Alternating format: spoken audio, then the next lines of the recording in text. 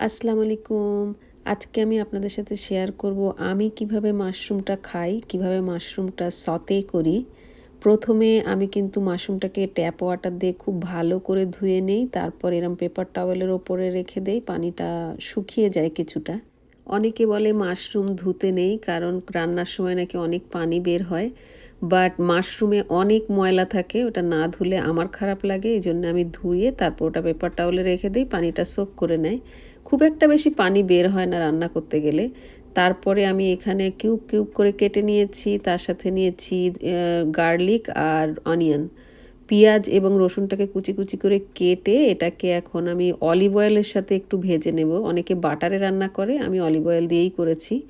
এখন দিয়ে দিয়েছি একটু লবণ, গোলমরিচের গুঁড়া, চিলি ফ্লেক্স আর দিয়েছি হলো টমেটো পেস্ট, এটা নাও দিতে পারেন।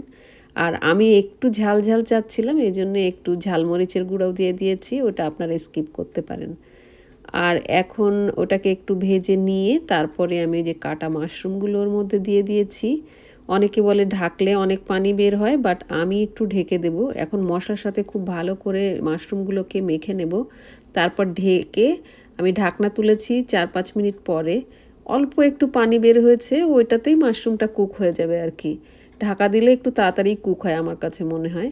সো এই হচ্ছে আমার মাশরুম সতের ফাইনাল লুক। এটাকে আজকে আমি খেয়েছি ফ্রাইড রাইসের সাথে, বাট এটা খালি খালি খেতেও আমার খুব ভালো লাগে। এটা একটা গ্রেভি ভার্সানও হয়, আমি আজকে শুধু সতে করেছি। কেমন লাগলো আমার মাশরুম সতের রেসিপি জানাতে ভুলবেন না। Thank you for watching.